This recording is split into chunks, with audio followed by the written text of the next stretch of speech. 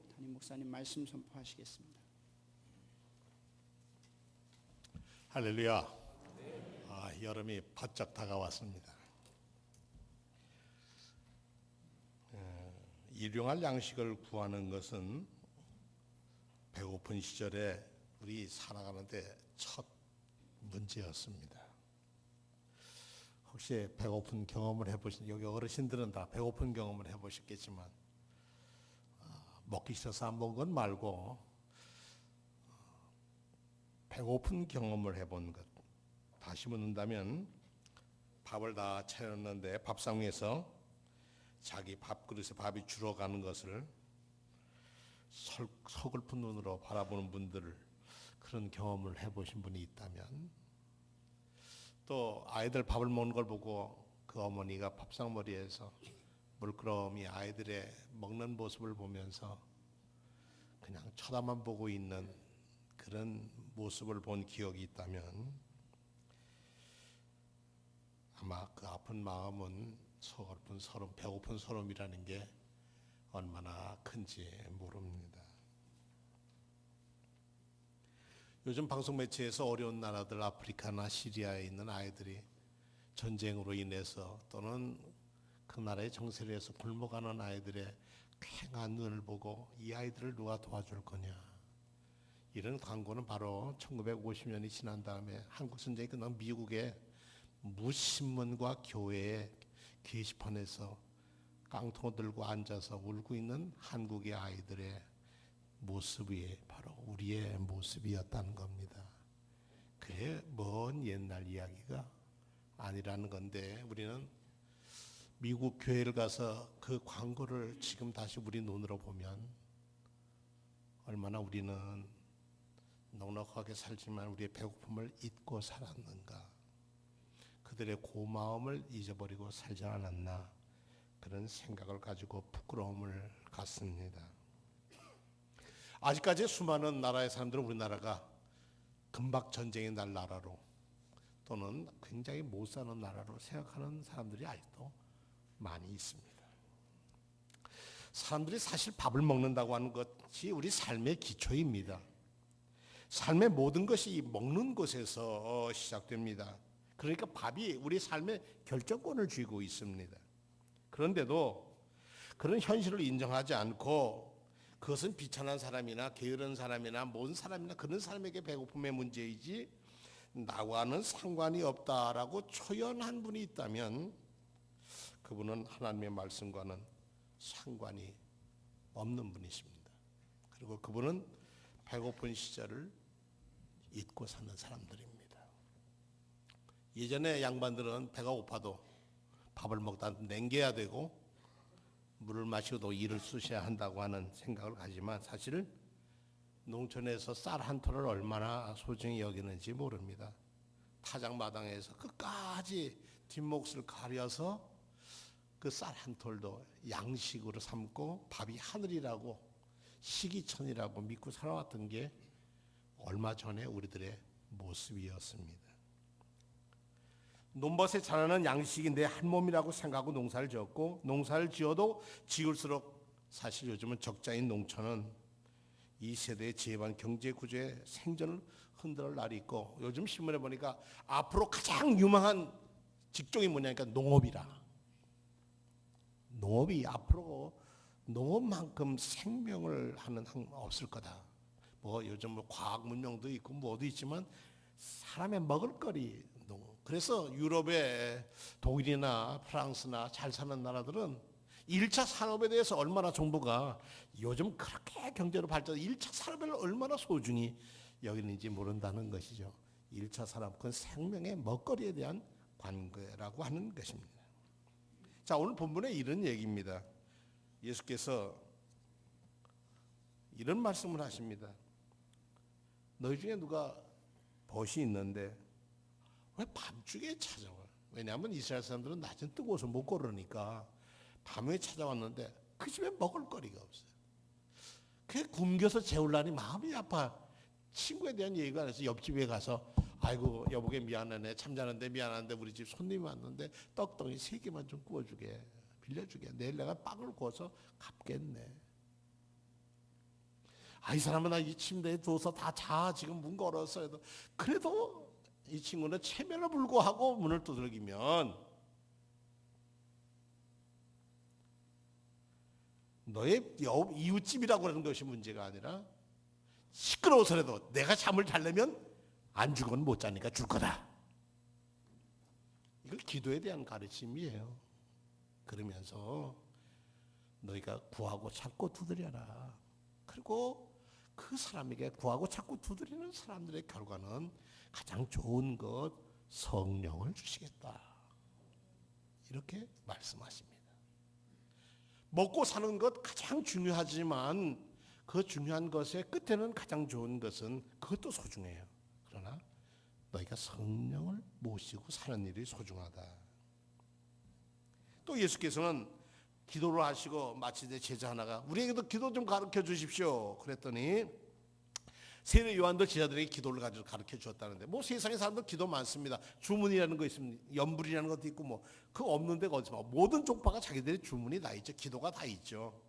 근데 예수님께서는 이렇게 기도를 가르쳐 주셨습니다. 아버지여 이름이 거룩히 여김을 받으시오며 아버지의 나라가 오게 하시며 임하시며 우리에게 날마다 일용할 양식을 주옵시고 우리가 우리에게 죄 지은 사람을 용서하오니 우리 죄도 사하여 주옵시고 우리를 시험에 들게 하지 마시옵소서.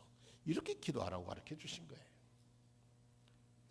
우리가 드리는 기도, 우리가 지금 하는 주기도문은 마태복음에 근거한 겁니다. 마태복음의 기도는 누가복음보다 늦게 나왔다고 그래요. 그래서 마태복음은 이 서술어가 옆에 이렇게 묻어 있고 그래도 많은 학자들 얘기는 누가복음의 이 기도는 가장 원초적인 주기도문이라 이렇게 얘기를 합니다.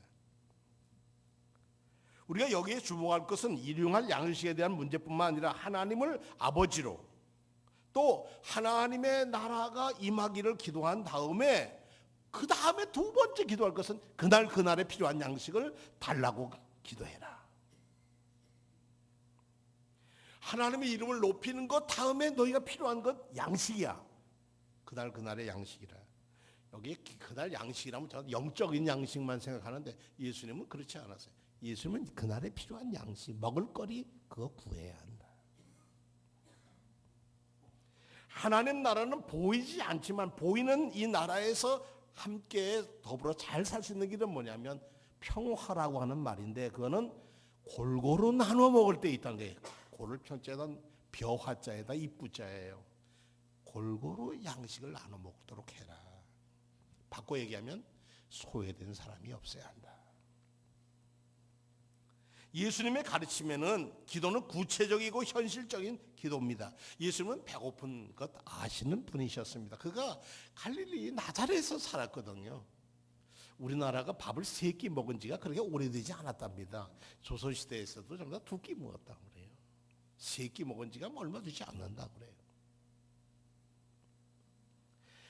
또 그의 말씀을 처음 성령 충만하고 세례받고 이거는 내 사랑하는 아들이고 내 기뻐하는 자를 인정받은 다음에 그 다음에 예루살렘에 올라가서 자 내가 하나님의 이제 세례 요한 이후에 내 세대다 하나님의 시대다 이러지 않고 성령에 이끌려서 광야로 가셔서 40일을 굶주리셨다. 배고픔의 문제. 예수님이 이 땅에 오신 것은 하나님 나라를 이 땅에 이루기 위하고 모든 사람을 구원하기 위하여 오셨는데 그 첫 문제가 그가 능력 받은 다음에 그가 시험을 당할 첫 번의 일이 배고픔의 문제였습니다. 가난의 문제였다는 그 사실입니다. 베스데 광야에서 말씀을 듣고 저녁이 됐어요. 얼마나 말씀이 은혜가 되니 사람들이 떠날 줄 모르는데 저녁이 됐는데 배가 고픈 거예요.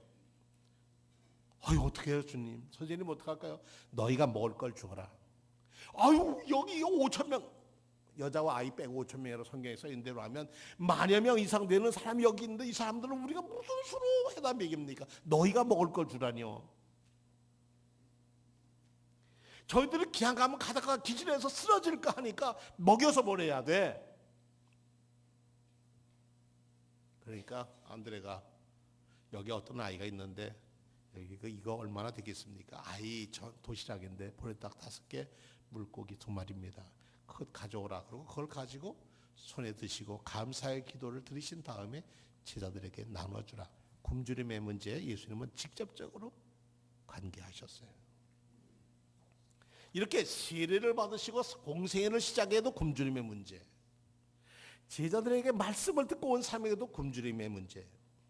초대교회에 성령 충만한 다음에 사람들은 이 굶주림의 문제를 해결하기 위해서 자기의 있는 재산을 팔아놓아서 필요한 대로 쓰게 하셔요. 굶주림 문제가. 그런데 어느 날 어떻게 문제가 되냐면은 우리 유대 사람들은 먼저 먹을 걸 넉넉히 주고 이방에서 온 사람, 헬라파 사람들은, 어려운 사람들은 늦게 오면 먹을 것도 없고, 그것 때문에 문제가 생긴 거예요. 먹을거리 때문에 교회가 문제가 생깁니다. 그래서 집사를 뽑습니다. 그 사람들이 나눔의 일을 합니다. 우리 지천에 굶주림의 문제는 아직 이 땅에 있습니다. 나도 먹을 것 없는데 어떻게 남을 주냐. 그런데 남을 줄 것 있으면 내 것이 부자가 되는 줄로 믿으시기 바랍니다. 이게 이 성경이 가르쳐주는 일입니다.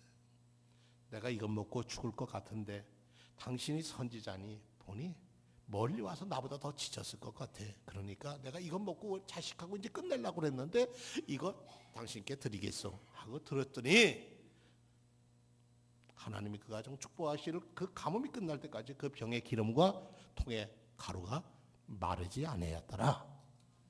아멘. 그러니까 어떻게 보면 우리가 나눔이 먼저, 내가 배고픔을 경험한 처럼 나도 지금 배고프지만 당신 먼 곳에 온 당신이 너무 지쳐 보이니까 그 사랑을 내밀었더니 하나님이 생각지도 못하는 축복으로 바꾸어 주셨더라. 우리가 사랑의 손길을 하는데 15년 지나 16년 차를 하고 있는데 그 많은 쌀, 그 많은 것 여러분들이 성찬식을 받으면서 이것 주님의 사랑을 받고 저도 이 사랑의 이 가난과 이 어려움에 저도 나누겠습니다 하고 여러분들이 드려서 나눈 거예요. 그러면 누가 더 축복을 받는가? 잡수러 오신 분이 아니라 여러분이 더 복을 많이 받을 거예요. 저들의 배고픔, 저 사람이 뭐 어떤 사람이든 저들의 배고픔이 나의 배고픔이라고 느끼는 때 거기에 하나님께서는 가장 좋은 걸 주신다. 뭘 주신다? 성령을 주신다고 그랬단 말입니다. 내 것을 움켜쥐고 나는 조금 내고 생생이라 내는 사람에게는 성령의 임함이 떨어진다는 거예요. 그래서 존 웨슬리 목사님은 진정한 회개는 주머니가 회개를 해야 진정한 회개라, 그런 말씀을 하셨어요. 당신의 노예들에게는 주기도문처럼 일용할 양식을 주십시오라고 하는 기도는 엄청난 거예요. 왜냐하면 이를 빼빠지게 와서 주인이 먹을 걸 주지 않으면 굶어야 하는 거거든요. 그냥 잤어야 돼요. 그래서 성경에 보니까 너희가 일꾼들에게 품삯을 줄 때는 꼭 미루지 말고 줘라. 왜냐하면 그 다음날 그 집에 생활비이기 때문에 그렇다. 생활. 광야에서 메추라기를 먹었는데 왜 그러면 며칠 먹을 걸 주시 그날 필요한 양식을 달라고 기도하라고 그랬을까? 그날 일주일쯤 먹었으면 좋은데 그날 광야의 메추라기에서 만나를 먹일 때도 그날에 필요한 양식이고 안식일 전날은 2배곱을 했어요. 한 호멜을 거뒀는데 한 호멜이 얼마냐면 2.2리터라고 그래요. 그러니까 4.4리터에서 안식일 날은 움직이지 말고 그거 먹고. 그런데 욕심 부리고 더 많이 가져오면 썩어서 벌레가 났다고 하잖아요. 이 얘기는 우리의 필요할 양식이 내일을 위해서 저축하지 말라는 얘기가 아니라 어떻게 우리가 써야 하는가를 가르쳐 주시는 거예요. 근데 나는 일도 안 하고 아무것도 안 하고 가만히 나를 왜 안 줘요? 하면 이건 더 문제예요. 그건 책망받으니. 요즘 우리 교회 사회봉사부 살아있는 손길에 말씀하시기를 배달하는 숫자가 이제 정해졌고 이제 오시러 식사하시는 분들 숫자도 좀 적어진다고 그래요. 아주 좋은 일이에요. 아주 적어지는 일은 아주 좋은 일이고 이제 오실 분이 없으면 우리는 더 감사한 일이에요. 어쨌든 그러나 아침 7시부터 집에서 아침 교회 7시까지 오려면 몇 시에 떠나야 되겠어요? 무슨 마음으로? 주께서 나를 사랑하셨다는 마음으로 나와서 만드는 음식은 우리가 하나님의 은혜가 16년 오면서 15년 반을 오면서 한 번도 탈난 적이 없었다는 사실입니다. 왜 그랬을까? 사랑이 거기 담겨있기 때문에, 신앙 고백이 그 음식에 담겨져 있기 때문에 그러합니다. 그날 필요한 양식. 신명기 8장에 보니까 내 하나님 여호와께서 이 40년 동안 네가 광야의 길을 걷게 한 것을 기억하라. 너를 낮추시며 너를 시험하사 네 마음이 어떠한지 그 명령을 지키지 않았는지를 알려 하심이라. 너를 낮추시며 너를 줄이게 배고프게 하시고 또 알지 못하는 내 조상들이 알지 못하던 만나를 먹게 하신 것은 사람이 떡으로만 사는 것이 아니고 여호와의 입에서 나오는 모든 말씀으로 사는 것을 그를 알게 하기 위해서 그날의 양식이었다는 거죠. 오늘 숨을 쉬는데 숨도 저축해 둘 수 있습니까? 나 일주일치 숨을 저축해 놓을 거야. 그리고 내일 그럼 저축하면 그게 내 숨이 됩니까? 숨은 그때 쉬어야 숨이죠.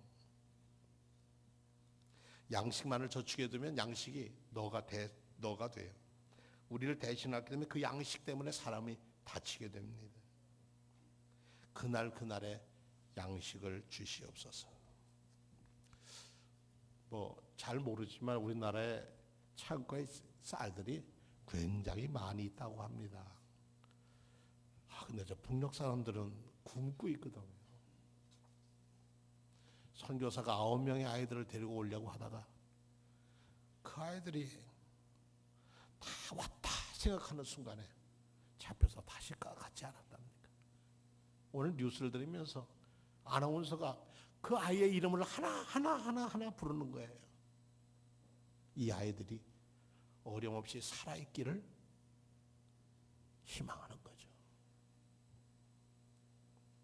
이제는 한국으로 서울로 간다 하는 희망에 부풀었을 때 그들은 꺼져서 간 것 같지만 하나님은 그들과 함께 하실 줄로 저는 믿습니다.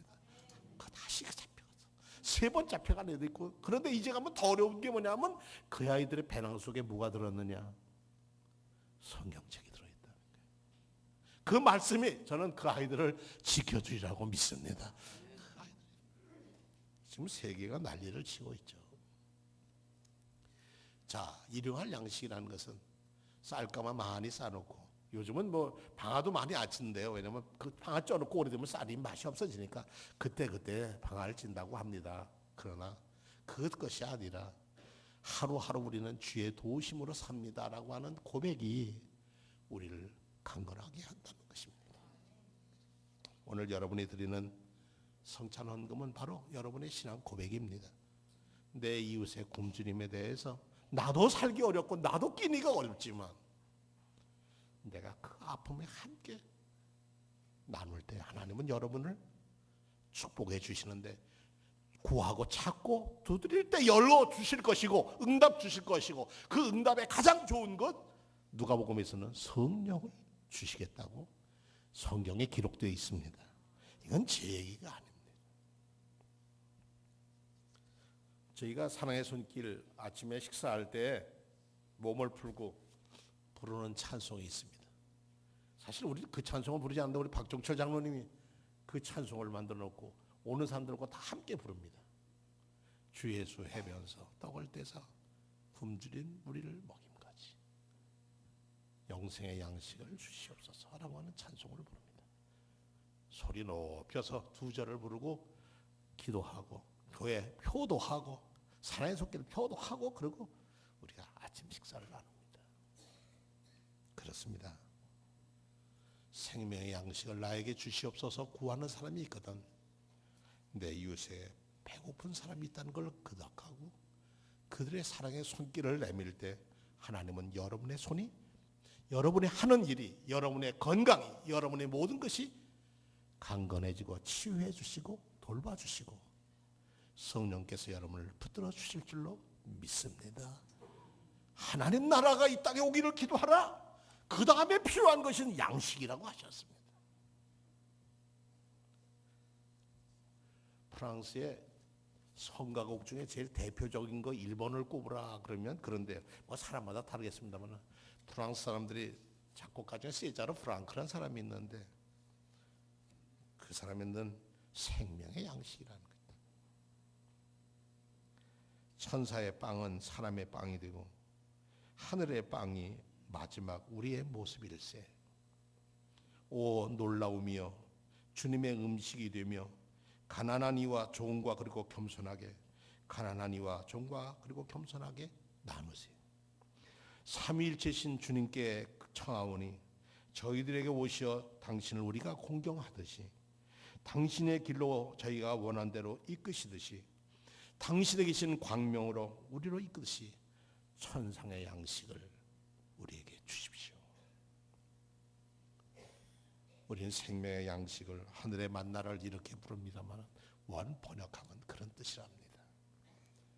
하늘의 양식, 그것은 여러분의 가정 예배 드리는 하늘의 양식의 기도지만 여러분의 생활에서는 땅의 양식으로 그날그날의 양식으로 감사하는, 사람의 떡으로만 사는 게 아니라 하나님의 입에서 나오는 모든 말씀으로 산다는 고백이 저와 여러분의 고백이 되기를 축원합니다. 다 같이 신앙 고백하겠습니다.